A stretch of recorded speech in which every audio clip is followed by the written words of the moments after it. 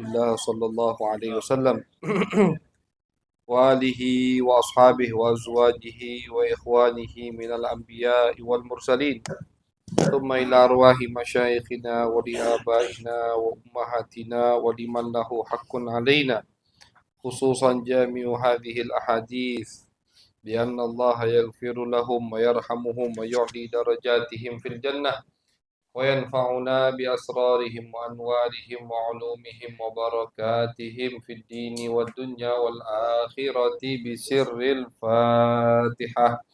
أعوذ بالله من الشيطان الرجيم. بسم الله الرحمن الرحيم. الحمد لله رب العالمين الرحمن الرحيم مالك يوم الدين إياك نعبد وإياك نستعين اهدنا الصراط المستقيم صراط الذين أنعمت عليهم غير المغضوب عليهم ولا الضالين آمين. Bismillahirrahmanirrahim wa bisanadil muttasil ila al-imam as-Suyuti wal imam at-Talidi rahimahumullahu ta'ala wa nafa'ana bihi wa bi'ulumihi wa bi'ulum masyayikhina wa bi'ulumi sairis salihin fid darain amin ila an qala babun jami'un fi sifati khalqihi sallallahu ta'ala alaihi wa alihi wa sallam. Wa an Abi Tufail radhiyallahu ta'ala anhu annahu qila lahu sif lana Rasulullah sallallahu alaihi wasallam qala kana abyadha malihal wajhi wa fi riwayatin annahu qala ra'aitu Rasulullah sallallahu alaihi wasallam wa ma ala wajhil ardi rajulun ra'ahu ghairi qila lahu fa kaifa ra'aitah qala kana abyadan malihan muqassada. Alhamdulillah, puji syukur kehadirat Allah Subhanahu wa taala. Salawat dan salam kita haturkan kepada baginda besar Nabi Agung Nabi Muhammad sallallahu alaihi wasallam. Masyarul hadirin jamaah yang dirahmati oleh Allah, menyambung daripada kajian kitab Khasa'is An-Nabawiyah Al-Kubra, kelebihan yang Allah berikan, Allah khususkan untuk baginda Nabi besar Muhammad sallallahu alaihi wasallam. Yang mana kita berada di kelebihan tubuh atau ciptaan postur tubuh Nabi besar Muhammad sallallahu alaihi wasallam. Hadis riwayat Abu Tufail. Abu Tufail ini adalah sahabat yang terakhir kali meninggal. Abu Tufail Amir bin Wathilah. Nama beliau Amir bin Wathilah. Beliau ini sahabat yang terakhir kali meninggal dunia. Setelah beliau meninggal, selesai generasi sahabat Nabi Muhammad sallallahu alaihi wasallam. Di tahun 100 sekian Hijriah beliau meninggal. Ulama membagi di setiap kota, sama ulama dicatat siapa sahabat yang terakhir meninggal di kota tersebut. Contoh di Madinah, sahabat yang terakhir meninggal dari kota Madinah, sahabat Jabir bin Abdullah. Jabir bin Abdullah termasuk sahabat yang panjang umurnya. Jabir bin Abdullah itu ketemu dengan Al-Imam Muhammadul Baqir. Muhammad Baqir bin Ali Zainul Abidin bin Husain bin Ali bin Abi Talib. Jadi ketika sahabat Jabir ketemu dengan Imam Muhammad Al-Baqir, beliau menyampaikan salam dari Nabi untuk Muhammad Al-Baqir. Kata sahabat Jabir, wahai Muhammad, wahai cucu Nabi besar Muhammad sallallahu alaihi wasallam, kamu dapat salam dari Nabi. Bukan dari mimpi, dari yaqظah. Jadi kata Jabir, suatu hari aku lagi duduk sama Nabi. Lewat Husain. Husain itu cucu Nabi Muhammad SAW, Imam Husain. Imam Husain ini masih kecil, Imam Husain lahir di tahun keempat Hijriyah. Kata Nabi, wahai Jabir, bila nanti umurmu panjang, umpama umurmu panjang, Nabi kalau ngomong umpama berarti bakal panjang. Umpama umurmu panjang, wahai Jabir, kau akan ketemu dari Husain ini punya anak, namanya Ali. Zainul Abidin. Nanti di hari kiamat ada suara. Liyakum Zainul Abidin. Berdiri. Zain itu hiasan untuk orang-orang yang ahli ibadah. Maka berdirilah, kata Nabi, anaknya Husain ini. Kau ketemu nanti. Nah, dari anaknya Husain tadi, nanti lahir lagi anak namanya seperti namaku. Kalau kau ketemu dia, sampai ke salam dari aku. Kata Nabi. Kalau kau ketemu dia, sampaikan salam dari aku. Betul. Sahabat Jabir panjang umurnya sampai ketemu Muhammad Al-Baqir. Muhammad Baqir bin Ali Zainul Abidin bin Husain bin Ali bin Abi Thalib radhiyallahu taala. Jadi sahabat Jabir termasuk yang panjang umurnya dan termasuk sahabat yang terakhir kali meninggal di kota Madinah Al-Munawwarah. Di Mekah misalkan terakhir yang meninggal atau di Taif Abdullah bin Abbas termasuk. Di Basrah Anas bin Malik ini termasuk yang umurnya panjang. Semua sahabat, siapa yang paling terakhir kali meninggal ini? Perawi hadis kita malam hari ini Abu Tufail Amir bin Wathilah. Beliau itu diriwayatkan ketika Nabi meninggal umurnya belum sampai 10 tahun. Sahabat. Jadi sahabat itu masih bayi, udah dikategorikan sahabat. Bayi dilihat sama Nabi, dia masih belum sadar nyingok Nabi, tapi tetap masuk kategori sahabat. Contohnya anak putra daripada Sayyidina Abu Bakar As-Siddiq. Sayyidina Abu Bakar itu punya anak sebelum Nabi wafat 3 bulan, pas Nabi lagi haji. Ini harus ada. Pas Nabi lagi haji, lagi jalan haji, istri beliau yang bernama Asma melahirkan. Di perjalanan melahirkan. Dibawa ke Nabi, ditahnik sama Nabi, diberi nama Muhammad. Muhammad bin Abu Bakar As-Siddiq. Bulan haji, habis haji Muharram, Safar, awal Rabi, Nabi meninggal.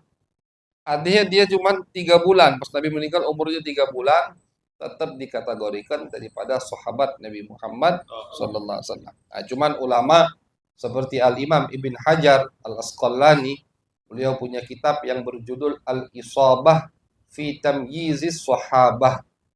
Kitab itu mungkin 10 atau berapa belas jilid, tebal kitabnya. Tentang sahabat. Di situ beliau bagi sahabat misalkan yang kibarus sahabah. Sahabat yang umurnya itu tua atau setara dengan Nabi, tidak beda jauh dengan Nabi. Satu bab. Ada sigharus sahabat, sahabat yang umurnya kecil.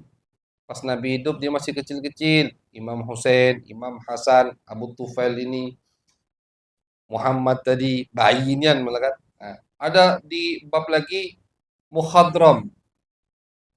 Bukan, ada bab lagi sahabat yang hidup dari zaman jahiliyah. Ada juga bab. Ada bab lagi yang khilaf ulama, dia ini sahabat atau bukan. Bab lain lagi. Ini oleh Al-Imam Ibn Hajar Al-Asqalani. Nah, jadi dalam kitab itu beliau bagi berapa bab, baru beliau sebutkan biografi sahabat-sahabat tersebut. Al-Isabah fi Tamyizis Sahabah. Al-Isabah fi Tamyiz As-Sahabah. Nah, Abu Tufail yang terakhir kali meninggal itu Abu Tufail Amir bin Wathilah. Berarti bagi orang yang lahir setelah wafatnya Abu Tufail dipastikan bukan sahabat. Misalkan Abu Tufail meninggal tahun taruhlah 105 Hijriyah misalkan. Orang yang lahir di tahun 106 Hijriyah atau di 105 Hijriyah tapi di bulan setelah wafatnya Abu Tufail, harus dipastikan dia bukan sahabat. Karena kata lagi sahabat udah setelah Abu Tufail meninggal. Itu gunanya. Gunanya tahu wafayat. Jadi ulama gitu ini bukan kurang gawe, saking banyaknya ide kitabnya macam-macam. Ada satu ulama, lupa Al-Faqir namanya, punya Al-Faqir kitabnya, 6 atau 7 jilid kitabnya. Cuman nyatet wafayat, wafatnya fulan kapan, wafatnya fulan kapan, wafatnya kapan, wafatnya kapan. Cuman nyatet wafatnya kapan. Judul kitabnya itu. Untuk apa? Oh, ini untuk ulama hadis, untuk ulama-ulama yang menjaga hadis Nabi Muhammad SAW sangat berguna. Tahu kapan ini wafat, kapan ini lahir, kapan ini wafat, kapan ini lahir, sangat berguna. Contoh ini, kalau kita tahu Abu Tufail kapan wafatnya, bitahdid pastinya kapan beliau wafat, kita akan tahu, oh berarti fulan bukan sahabat, ngapa lahir setelah tahun wafatnya Abu Tufail, Amir bin Wathilah. Nah, beliau berkata, Ra'aitu Rasulullah sallallahu alaihi wasallam. Kata Abu Tufail, aku melihat Nabi. Wa ma ala wajhil ardi rajulun ra'ahu ghairi. Tidak ada di muka bumi ini sekarang yang pernah melihat Nabi kecuali aku. Jadi ini hadis beliau riwayatkan ketika sahabat udah meninggal semua. Tinggal dia dewe. Atau beliau tidak ada yang melihat Nabi saat ini di muka bumi ini kecuali aku. Tentu kata ulama yang dimaksud sahabat selain Nabi. Kalau Nabi Khidir diriwayatkan sahabat. Nabi Khidir itu termasuk dari sahabat Nabi Muhammad SAW karena diriwayatkan pernah ketemu Nabi. Nah, itu tidak dimaksud, itu lain istilahnya. Ini yang sahabat istilahnya. Tidak ada yang melihat Nabi tersisa sekarang ini kecuali aku, kata Abu Tufail Amir bin Wathilah. Kenapa beliau ngomong ini? Untuk menarik semangat tabi'in. Artinya, ayo mumpung aku masih hidup, tanya tentang Nabi Muhammad SAW, pelajari. Ayo sini duduk, kita baca, kalian dengarkan harus tentang sejarah Nabi. Bukan beliau nak sombong-sombongan, oh aku yang tidak. Maksudnya biar tabi'in, orang-orang yang ada di sekitar beliau tahu, oh ini sahabat, harus kami gali pengetahuannya terkait tentang Nabi besar Muhammad SAW. Karena tentu beda orang yang melihat dengan orang yang tidak melihat. Beda orang yang baca di kitab atau dengar sifat dengan orang yang lihat langsung seperti Abu Tufail. Ketika meriwayatkan, ketika menceritakan pasti lebih detail kan itu. Abu Tufail Amir bin Wathilah. Jadi kata beliau tidak ada yang tersisa dari orang yang pernah melihat Nabi, maksudnya sahabat, kecuali aku. Qil fa kaifa ra'aita? Makanya orang-orang sekitar ngomong bagaimana Nabi itu? Apa yang kau ingat dari Nabi Muhammad? Kana abyadan. Nabi Muhammad SAW adalah orang yang sangat putih. Kulit Nabi warnanya putih. Putihnya itu tapi musyarraban bihumrah. Di riwayat lain disebutkan putihnya Nabi itu bercampur dengan putih kemerah-merahan.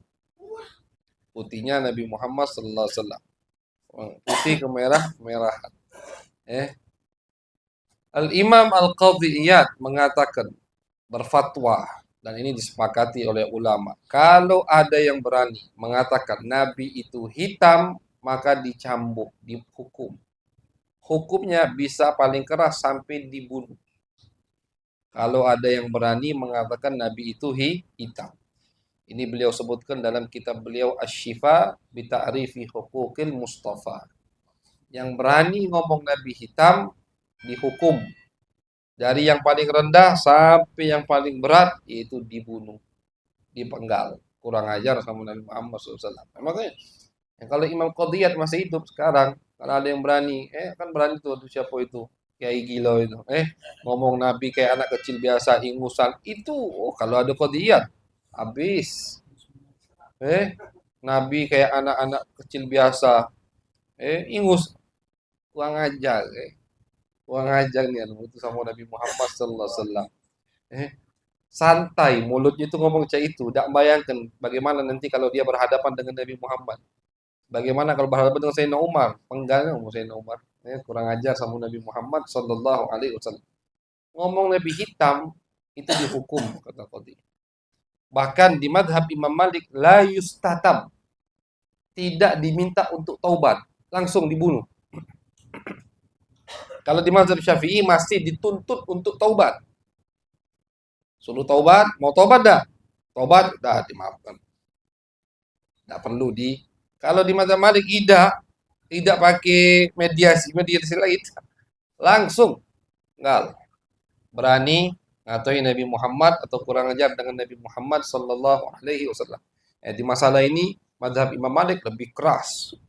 Lebih keras untuk menjaga kehormatan baginda Nabi besar Muhammad SAW. Nah, jadi harus dia Imam Nawawi dalam kitab-kitab beliau menyebutkan, Imam Nawawi Al-Bantani menyebutkan juga bahwasanya termasuk keyakinan yang harus kita yakini, wajib bagi setiap mukallaf berkeyakinan bahwasannya Allah Subhanahu wa taala menciptakan Nabi Muhammad dengan ciptaan yang paling sempurna. Itu harus kita yakini.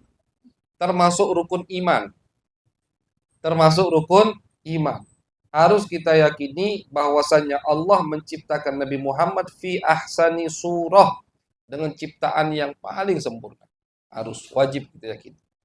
Ada yang berkeyakinan tidak seperti itu, itu masalah imannya. Auzubillah min dzalik. Karena abyadha, Nabi itu putih kata beliau. Malihan.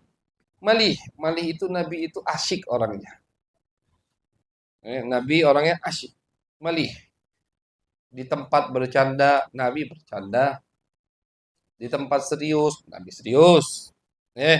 Di tempat di situ ada kemungkaran, yaghdab, Nabi marah. Di tempat di situ ada apa yang lucu, Nabi ketawa. Tapi tidak pernah Nabi melihat mungkar kecuali ditegur sama Nabi Muhammad sallallahu alaihi wasallam. Malih. Asyik mungkin. Duduk sama Nabi, misalkan Nabi duduk dengan wong pasar, maka obrolan Nabi obrolan pasar, yang dibahas masalah pasar. Jangan kita pikir Nabi itu yang duduk sama Nabi belajar terus, tidak ceramah terus nasihat itu. Nabi apakah tiap ketemu sahabat Nabi nasihat? Tidak. Ada yang harus diluruskan, langsung Nabi luruskan, tabligh wajib. Ada yang salah, langsung Nabi tegur. Ada mungkar, langsung Nabi hilangkan. Tapi kalau tidak ada kejadian, ya Nabi tidak nasihat terus. Anas bin Malik mengatakan, Nabi itu milih hari Kamis untuk menasehati kami. Setiap hari Kamis Nabi memberikan kami nasihat. Jadi macam majlisnya. Yatakhawwaluna bil mau'izati makhafatas sa'amah. Kata Anas bin Malik, Nabi itu tidak tiap saat memberikan kami nasihat. Yatakhawwaluna itu artinya dikasih jarak oleh Nabi untuk memberikan nasihat kepada kami. Kenapa? Takut kami bosan. Padahal tidak mungkin sahabat bosan dengan nasihat Nabi. Nabi kalau ngomong pasti lemak didengar, gampang dicerna, masuk ke dalam hati. Mereka tuh kalau bisa tiap saat Nabi nasihat. Tapi Nabi kan qudwah, Nabi suri tauladan. Untuk siapa? Untuk pendakwah, untuk setiap umatnya. Jadi kata takut kami bosan. Jadi kalau Nabi nasihatnya itu ada waktunya, biar sahabat tidak bosan, apalagi kita. Yang omongan kita banyaklah istilahnya. Ya, sumber omongan kita dari Nabi Muhammad SAW. Lebih harus kita tidak. Jadi tidak setiap duduk nasihat. Mental orang akhir. Sumpah, nasihat tuh. Penting pala. Ada. Iya, Nabi duduk. Waktunya nasihat. Ada yang harus diluruskan, Nabi luruskan. Ada yang harus ditegur, Nabi tegur. Nabi duduk dengan orang pasar, obrolannya obrolan pasar. Ada apa di pasar? Kami lagi apa? Nabi tanya. Duduk sama muhandis, misalkan ahli bangunan, Nabi ngomong masalah bangunan. Duduk sama petani, Nabi ngomong masalah perkebunan. Itu Nabi Muhammad SAW. Tidak pernah Nabi itu narik orang ke masalah pribadi Nabi. Ngomong nak Nabi Muhammad malih, orangnya asyik. Muqassadan. Nabi itu orangnya selalu mengambil yang di tengah, tidak terlalu berlebihan. Itu Nabi Muhammad sallallahu alaihi wasallam. Ya wongnya tidak terlalu berlebihan. Jadi serius, tidak terlalu serius. Bercanda, tidak berlebihan juga. Dan kalau bercanda Nabi tidak pakai bohong. Nabi kalau ketawa tidak berlebihan, senyum lebar, kelihatan gigi Nabi, tapi tidak ada suara yang sampai kedengaran beberapa meter misalkan, tidak. Ya, jadi tidak berlebihan orangnya itu. Nabi besar Muhammad sallallahu alaihi wasallam.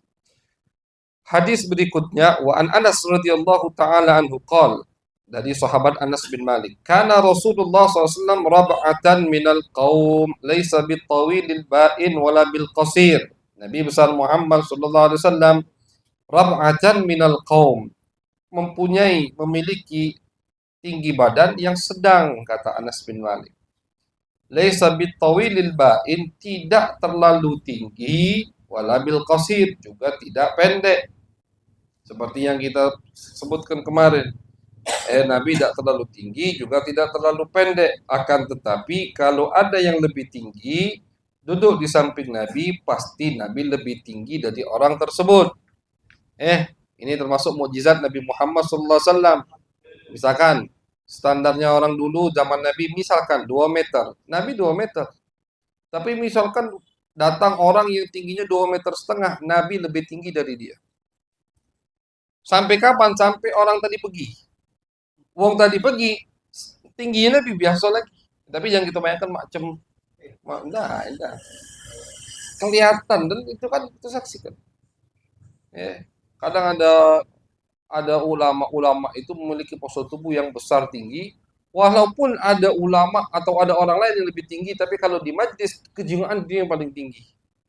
Nah, itu menunjukkan ini karomah untuk beliau. Untuk Nabi, mukjizat. Untuk Nabi, mukjizat. Jadi jangan kita bayangkan seperti pir atau seperti robot naik turun. Dah. Bukan seperti itu. Itu kan dah indah. Nabi indah.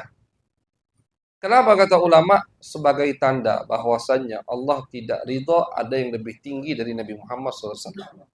Dari postur tubuh Allah tidak demen. Tidak Allah izinkan. Apalagi dari hal-hal yang lain. Tidak ada yang lebih dari Nabi Muhammad SAW. Azharul laun laisa bil adham wala bil abyadil amhaq. Beliau memiliki kulit tadi warnanya putih, putihnya cerah, putih ke merah-merahan. Beliau tidak memiliki putih yang pucat, juga bukan putih yang kekuning-kuningan. Nah, putihnya ke merah-merahan. Itu putih Nabi Muhammad SAW. Rajilas sya'ar laisa bis sabiti wala bil ja'dil qatat atau qatit. Rambut Nabi ikal. Ikal, tidak lurus, tidak terlalu lurus, juga tidak terlalu keriting. Rambut Nabi ikal. Sering gitu, banyak di kajian gitu Syama'il kita sebutkan rambut Nabi itu bukan lurus nian, bukan ikal nian. Bukan keriting nian, ikal. Rambutnya itu bergelombang. Rambut Nabi Muhammad SAW. Ini kata ulama juga tanda bahwasannya beliau itu selalu Allah pilihkan yang paling sempurna. Dari model rambut Allah jadikan rambut yang paling sempurna rambut Nabi Muhammad SAW. Ikal. Tidak kesinian, tidak kesinian, tengah-tengah. Nah, yang kesinian kurang bagus, kurang indah, yang kesinian juga kurang indah, yang tengah yang paling indah. Itu milik Nabi Muhammad sallallahu alaihi wasallam. Wa 'an Ibnu Umar radhiyallahu ta'ala anhuma qala ma ra'aitu anjada wala ajwada wala asja'a wala adwa'a wa awda'a min Rasulillah sallallahu alaihi wasallam. Kata Abdullah bin Umar, aku tidak pernah melihat orang yang lebih anjad. Anjad itu cepat menolong orang lain. Anjad artinya cepat menolong orang lain. Melebihi Nabi Muhammad SAW. Beliau itu orang yang paling cepat menolongi wong. Nabi tahu ada sahabatnya yang butuh sesuatu, pasti langsung ditolong oleh Nabi Muhammad SAW. Jadi Nabi meraktekkan, Nabi juga mengajak kita untuk selalu saling membantu. Wallahu fi aunil abdi, maka nal abdu fi auni akhi.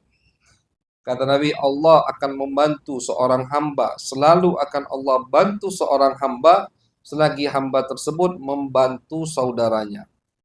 Nah, jadi sebagian ulama menjadikan ini sarana wasilah agar hajat mereka cepat dikabulkan, bantu wong lain. Kita ada hajat, pengen cepat dikabulkan, bantu wong lain. Kita bantu wong lain, hajat kita dicepatkan, dikabulkan kalau itu baik oleh Allah Subhanahu wa taala. Nabi paling cepat ngebantu wong lain. Tidak pernah Nabi lihat orang butuh kecuali Nabi bantu. Bahkan beliau rela menghutang. Datang seorang ke Nabi minta untuk diberikan makanan. Kata Nabi, ma indi syai', aku tidak punya apa-apa. Kalau kita kan sudahlah, tidak wajib juga. Nabi dah. Kata Nabi, pergi kau ke toko itu, ambil apa yang kau butuhkan, tulis itu atas nama Rasulullah. Bon. Sayyidina Umar, ya Rasulullah, Allah tidak memaksamu untuk sampai segitunya. Sayyidina Umar kan cemburuan dengan Nabi Muhammad. Kesian sama Nabi Muhammad. Taghayyara wajhun Nabi. Berubah muka Nabi dengan ucapan Sayyidina Umar. Artinya Nabi tidak demen dicegah-cegah untuk beramal baik itu. Tsumma qala Arabi, ditimpali yang mau Arabi tadi yang minta sama Nabi, anfiq ya Rasulullah wala takhaf min dzil arsy iqlalan. Infaklah ya Rasulullah, jangan takut. Jangan takut, Allah itu tidak pelit. Kata yang minta tadi. Pintarlah dia ngomong. Senang Nabi Muhammad SAW, udah pergi. Ambil kata Nabi Muhammad SAW. Jadi Nabi itu senang. Dan ini senang bantu orang. Bantu wong itu tidak mesti dengan harta. Sebutkan oleh Abu ya Sayyid Muhammad Alawi Al-Maliki Al-Hasani dalam kitab beliau Kashful Ghummah. Beliau punya kitab, isi kitab itu hadis-hadis, anjuran-anjuran, fadilah-fadilah, janji-janji dari Allah dan Nabi Muhammad untuk orang yang suka bantu orang lain. Tipis kitabnya. Kami baca di Mekah, hatam itu sama guru di sana. Di muqaddimah, di kata pengantar, Abu Ya nyebutkan bantu wong itu tidak mesti dengan harta. Orang yang berpikiran kalau aku punya harta bisa bantu orang, tidak punya harta tidak bisa bantu wong, itu sempitnya pemikirannya kata Abu Ya. Bantu orang bisa dengan ucapan, dengan nasihat, dengan pendapat, dengan arahan. Bantu orang bisa dengan misalkan tenaga, bantu orang bisa dengan jabatan. Dia punya jabatan, dia punya akses, dia urusan cepat, dia bantu, dia ini bantu wong, tidak mesti dengan harta. Jadi banyak bantu wong itu. Kadang bantu wong nyenangkan hati wong, kadang dengan senyum, dengan ziarah, itu nyenangkan hati wong. Beri makanan, banyak jadi bab ngutangi termasuk bantu wong, ngutangi. Itu disebut ke semua sama Abu ya dalam kitab itu. Fadilah yang ngutangi, fadilah yang ngasih makan, fadilah yang bantu dengan jabatannya, fadilah yang semua disebut nama Abu Said Muhammad Alawi Al-Maliki Al-Hasan. Nah, jadi bantu orang tidak mesti dengan harta. Nabi sering bantu orang, tidak mesti dengan harta. Nah, cuman harta Nabi semua Nabi gunakan untuk membantu orang. Jadi kata Abdullah bin Umar, aku tidak pernah melihat orang yang cepat membantu orang lain melebihi Nabi Muhammad SAW. Dalam kitab Nasaihul Ibad, Al-Imam Ibn Hajar, beliau meriwayatkan hadis dari Nabi Muhammad SAW. Kata Nabi bersabda, khoslatan la afdala minhuma al-imanu billah wa naf'u lil muslimin. Ini kitab disebutkan oleh Al-Imam Ibn Hajar dalam kitab beliau Al-Istidad Liyaumil Ma'ad yang disyarahkan oleh Imam Nawawi Al-Bantani dengan kitab yang berjudul Nasaihul Ibad.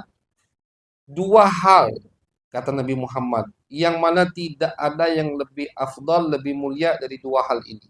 Yang pertama iman kepada Allah, tentu tidak usah dibahas.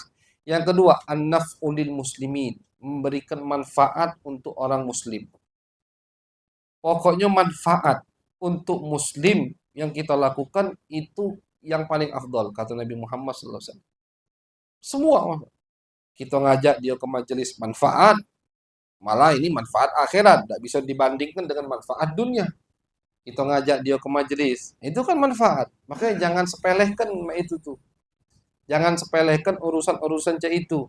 Kita misalkan, apalagi untuk anak muda sekarang, aktif di sosmed untuk dakwah tentunya, untuk memberikan manfaat. Sekarang kan sekarang ini musuh Islam aktif galau di sini.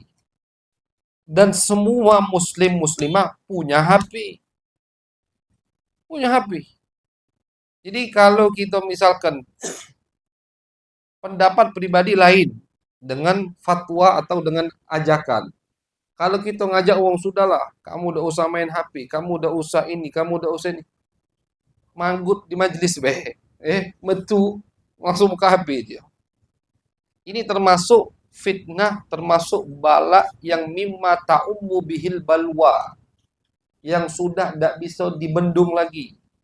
Banyak kalau naudzubillah kalau banjir bisa untung tidak bisa masuk rumah mana masuk. Kadang ada beberapa hal-hal itu yang tidak bisa dibendung lagi, ma'asyarul hadirin, tidak bisa dibendung.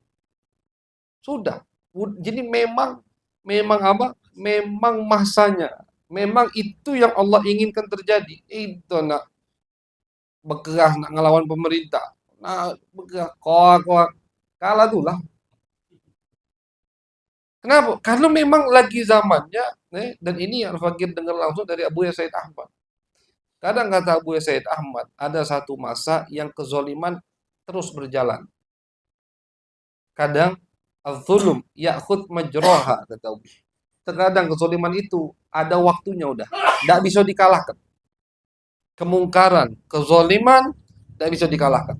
Kita berkeras ngelawannya, malah madarat untuk diri kita, untuk keluarga kita, untuk murid-murid kita, untuk orang yang kita sayangi. Nanti zaman ya sudah, biarlah ini berjalan. Biarlah ini berjalan, tapi kita berpegang teguh dengan syariat Nabi Muhammad. Kita jago keluarga kita jago yang bisa kita jago. Nasihati yang bisa kita nasihati. Kita jadikan musibah tersebut sarana untuk dakwah. Nah, maka yang ulama ya, yang ulama-ulama terkenal semua habaib yang diaman sekalipun Habib Umar ada kalau Facebook ada, Instagram ada, resmi YouTube ada. Habib Abu Bakar Adni aktif semua. Semua ulama-ulama sekarang. Abu Said Ahmad Al-Maliki kenapa udah aktif? Lain tempatnya. Pemerintahannya lain. Bukan masalah kota Mekahnya, pemerintahannya lah lain. Tidak perlu kita bahas secara detail. Pemerintahannya lain, jadi beliau tidak bisa. Umpama bisa, beliau pakai pasti. Makanya dakwah kita di YouTube itu diikuti sama beliau, di Instagram diikuti sama beliau, senang beliau, ridho beliau, rekaman-rekaman ini beliau tahu, kadang beliau tonton, beliau jingok, beliau sebutkan di sana. Begitu, Pak. Nah, jadi kadang ada musibah, ada fitnah yang tidak bisa kita bendung. Berarti kita gunakan, kita manfaatkan. Untuk apa? Untuk memberikan manfaat. Sekarang status di WhatsApp, misalkan. Status di WhatsApp. Kalau kita rajin nge-share status di WhatsApp, kontak kita misalkan ada 100, terus sampai banyak? Ada 1000 kan? Ini 100. Dari 100 kontak kita, pas nyingok status kita yang manfaat, bukan status lagi makan putu, lagi ini putu, lagi itu putu. Udah masuk kamar mandi beda putu ya. Buka putu juga. Bukan itu. Dikit-dikit bukan. Malah itu tidak baik diposting. Jadi yang privasi kita, urusan kita dengan keluarga, tidak usahlah diposting-posting. Tidak usah. Tidak haram kalau bini kita tidak buka aurat, tidak haram. Cuman jangan loh. Urusan keluarga. Mungkin nanti ada yang hasud, ada yang iri, ada yang tidak demen, matanya itu berbahaya melihat itu. Madaratnya ya ke kita. Sekarang foto pengantin, foto begini. Cepet-cepetan moto pengantin. Biar dia pertama kali yang nge-share. Na'udzubillah. Iya, bos. Kalau dia tidak itu, Sekarang kan begitu. Cepet-cepet.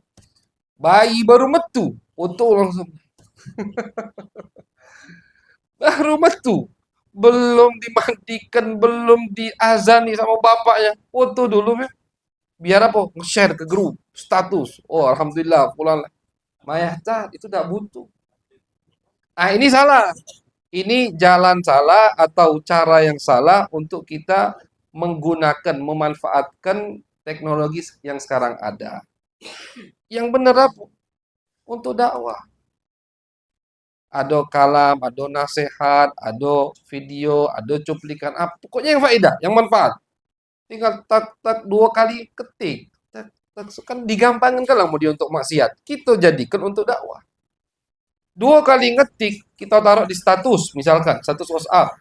100 kontak. Satu B kontak yang baca, kemudian dia menangis, rindu kepada Nabi. Menangis, nyesel karena maksiat. Berapa pahala inti? Sikok be, dah usah banyak-banyak. Misalkan, hari ini dak katik. Galau-galaunya lagi mahjub hatinya yang maco hari ini, misalkan. Mungkin besok ada. Gara-gara status kita yang kita upload, kita posting, satu, neteskan air mata, takut sama Allah. Nyesel dosanya, rindu sama Nabi, berapa pahala yang kita dapatkan? Senang Nabi sama inti, gara-gara HP. Senang Nabi. Satu. Apalagi sekarang dari WhatsApp digampangkan, bisa disambungkan ke Instagram, bisa disambungkan di Facebook. Dari WhatsApp, tidak perlu jadi dari sekarang ini, tidak perlu untuk ngupload ke Instagram atau Facebook, tidak perlu buka dulu Instagram, upload lagi, tidak perlu. Sekali upload beh, sekali pasang di status WhatsApp, langsung di bawahnya ada pilihan. Nak pasang di Instagram juga tidak, klik tek. Nak pasang di Facebook juga tidak, klik klik, langsung jadi. Kalikan tuh di Instagram misalkan 200 atau 100, di WhatsApp 100, di Facebook 100, yang satu be yang ingat sama Allah gara-gara status kita. Manfaat yang luar biasa. Yang kata Nabi, tidak ada yang lebih afdal dari manfaat tersebut. Nah, bisa kita amalkan. Jadi bendungan itu tidak bisa kita tutupi, tidak bisa kita lawan. Air yang udah pecah dari bendungannya, tapi bisa kita alirkan. Bisa kita buat parit. Kita buat parit, kita alirkan. Ke sini be, arahkan. Itu kering, biar ke situ. Oh, ini tidak perlu ke sini berarti. Ini kita alihkan. Itulah yang apa namanya, yang harus kita lakukan menghadapi teknologi akhir zaman ini. Pendapat pribadi, amalan pribadi, anak ada galak pakai HP, ya bagus. Ada orang misalkan saya itu, bagus. Tapi kalau ngelarang atau sampai mengharamkan orang untuk menggunakan HP, tentu bukan di pondok pesantren. Pondok pesantren lain lagi ceritanya, lain lagi itu sekarang tidak bisa. Tidak bisa. Kenapa? Ini balwa, ini musibah yang tidak bisa dibendung lagi. Berarti yang duduk sama inti itu melakukan haram galau. Sama dengannya yang kita takutkan. Berarti fasik galau. Inti duduk sama orang fasik. Ngapain? Amin itu. Jadi natijahnya, jangan cepat-cepat mengharamkan tanpa kamu tahu apa natijah dari pengharamanmu. Kita katakan HP ini haram. Misalkan, berarti semua yang punya HP melakukan yang haram. Yang melakukan haram, tidak taubat, itu namanya fasik. Baca coba definisi fasik. Apa definisi fasik? Definisi fasik itu adalah orang yang melakukan dosa besar, tidak taubat, atau terus-menerus melakukan dosa kecil, tidak taubat kepada Allah. Dialah orang yang fasik. Sekarang siapa yang ngasuh megang HP dosa? Mana ada yang ngasuh megang punya HP dosa? Mana ada yang ngasuh? Berarti mereka semua fasik. Nah, kita duduk sama orang fasik. Nauzubillah. Nah, jadi sulit untuk mengamalkan, untuk menfatwakan sesuatu yang syai'. Ini pendapat ulama di zaman Abu Hanifah. Ada hal-hal seperti ini. Kata Abu Hanifah, ini yang syai' ya ummu bihil balwa. Sesuatu yang tidak bisa dibendung lagi. Maka mereka tidak haramkan. Selagi tidak ada dalil jelas langsung dari Al-Quran atau hadis Nabi Muhammad SAW. Ya, kalau ada dalil jelas, mabuk misalkan, mabuk tidak bisa dibendung. Bisa, nggak bisa dibendung, tidak dibendung tetap haram. Ini kan sesuatu yang tidak ada dalil jelas dari Nabi atau dari Al-Quranul Karim. Jadi gunakan, manfaatkan. Manfaatkan teknologi yang ada di tangan kita untuk berdakwah di jalan Allah Subhanahu wa Ta'ala. Manfaatkan untuk dekatkan orang dengan Allah sebisanya. Sebisanya mudah-mudahan bermanfaat untuk semua umat Nabi Muhammad Sallallahu Alaihi Wasallam. Karena kata Nabi tadi dua hal. Yang mana tidak ada yang lebih mulia dari dua hal tersebut, iman kepada Allah dan memberikan manfaat kepada orang muslim. Khairun nas, ketika Nabi ditanya, "Ya Rasulullah, man khairun nas?" Siapa orang yang paling baik? Apa jawab Nabi? Anfa'uhum linnas. Khairun nas anfa'uhum linnas. Sebaik-baiknya orang adalah yang paling banyak memberikan manfaat kepada sesama manusia. Bahkan di sini Nabi lebih mengumumkan lagi, tidak harus muslim, pokoknya manusia. Semua manusia kau sampaikan manfaat kepadanya, maka kau adalah orang yang terbaik, kata Nabi Muhammad SAW. Jadi kata Abdullah bin Umar, aku tidak pernah melihat orang yang lebih cepat bantu wong lain melebihi Nabi. Wala ajwada, aku tidak pernah melihat orang yang lebih dermawan dari Nabi Muhammad SAW. Nabi paling dermawan tadi, sampai rela ngutang untuk ngabulkan hajat orang lain. Wala asja'a, aku tidak pernah melihat orang yang lebih berani dari Nabi Muhammad SAW. Sayyidina Ali bin Abi Talib. La fata illa Ali. Tidak ada pemuda kecuali Ali, kata Nabi. Saking pendekarnya. Apa kata Sayyidina Ali? Khudna idha hamiyal watis tahamaina atau ihtamaina bi Rasulillah SAW. Kata Sayyidina Ali, kami ini kalau lagi berkecamuk perang, di waktu perang, perangnya lagi berkecamuk, lagi gentingnya, perangnya lagi sengit, tamaina bi Rasulillah. Kami berlindung kepada Nabi Muhammad sallallahu alaihi wasallam. Jadi kadang ada masa sahabat itu berlindung di bawah naungan Nabi di tengah kecamukan perang. Saking apa? Saking beraninya Nabi besar Muhammad sallallahu alaihi wasallam. Wala asja' wala adwa'a wa awda'a min Rasulillah sallallahu alaihi wasallam, dan aku tidak pernah melihat orang yang lebih indah, lebih cerah mukanya, lebih bersinar melebihi Nabi besar Muhammad sallallahu alaihi wasallam. Jadi Nabi itu putih, putihnya kemerah-merahan, dan sinar muka Nabi luar biasa indahnya. Ya, sampai-sampai kadang-kadang sinar itu kelihatan betul, nyata begitu. Siti Aisyah mengatakan, aku pernah lagi jahit di waktu malam, jarumnya nyampah. Pas jarumnya nyampah, lampu tadi mati. Nyari jarum di lampu mati. Tidak ketemu. Masuk Nabi langsung kelihatan jarum. Masuk Nabi, jarum itu langsung kelihatan. Nunjukkan apa? Nunjukkan betapa cerahnya, betapa indahnya muka Nabi besar Muhammad sallallahu alaihi wasallam. Langsung ketemu. Bahkan keindahan, kecerahan muka Nabi Muhammad itu menyinari seluruh kota Madinah. Anas bin Malik mengatakan, lamma hajara Rasulullah atau lamma dakhala Rasulullah al-Madinah adha'a minha kullu syai. Ketika Nabi masuk ke kota Madinah, seluruh kota Madinah jadi terang, kata Anas. Makanya dipanggil dengan kota Al-Madinatul Munawwarah. Kota Madinah yang terang. Terang, siapa yang menerangkannya? Munawwarah itu isim maf'ul. Ada fa'ilnya. Siapa munawwirnya? Munawwar diterangi, isim maf'ul. Munawwirnya. Siapa yang meneranginya? Nabi besar Muhammad sallallahu alaihi wasallam. Kata Anas, ini kami rasakannya. Kapan kami rasakan lagi nian? Ketika Nabi wafat. Falamma tuwfiya Rasulullah azlama minha kullu syai.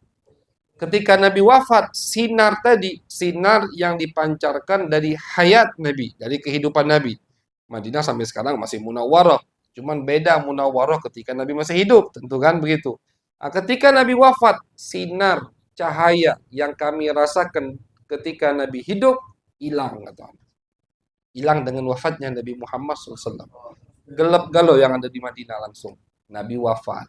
Gitu. Jadi cahaya Nabi itu sampai ke seluruh kota. Bahkan ketika beliau lahir, syafa bidannya ngomong apa? Keluar cahaya bersama keluar tubuh Nabi Muhammad yang mana cahaya ini nembus sampai ke negeri Syam. Cahaya nembus dinding, nembus kota, nembus gurun pasir sampai si sahabat Syafa, ibunya Abdurrahman bin Auf, bidan Nabi yang melahirkan Nabi. Itu ngelihat istana yang ada di Syam. Dari kamar yang sempit bisa ngelihat istana yang ada di Syam. Berkat apa? Berkat cahaya Nabi besar Muhammad Sallallahu Alaihi Wasallam. Oleh karena itu Nabi Muhammad pernah bersabda ketika Siti Aisyah mengatakan, betapa indah mukamu ya Rasulullah. Betapa cahayanya mukamu ya Rasulullah. Kata Nabi, wailun liman la yarani. Celaka orang yang tidak melihatku, wahai Aisyah, kelak di hari kiamat. Celaka, kata Nabi. Siapa ya Rasulullah? Celaka yang tidak melihatmu. Alladzi idza dzukirtu indahu lam yusalli alayya. Yang kalau disebutkan namaku tidak bersolawat kepada aku sallallahu alaihi. Kenapa celaka tidak ketemu Nabi di hari kiamat? Karena sumber keselamatan di hari kiamat itu dari Nabi. Yang tidak ketemu Nabi di hari kiamat, naudzubillah. Berarti memang Allah takdirkan dia untuk masuk ke api neraka. Kalau ketemu Nabi, pasti selamat. Tidak mungkin masuk api neraka. Mudah-mudahan kita termasuk orang-orang yang ketemu dengan Nabi Muhammad Sallallahu Alaihi Wasallam. Yang pertama kali ketemu dengan Nabi Muhammad di hari kiamat, yang masuk bersama beliau surganya Allah Subhanahu Wa Taala, bersama mereka, bersama para masyayikh, bersama para aba, para aslaf, insya Allah di surganya Nabi besar Muhammad Sallallahu Alaihi Wasallam. Amin ya rabbal alamin.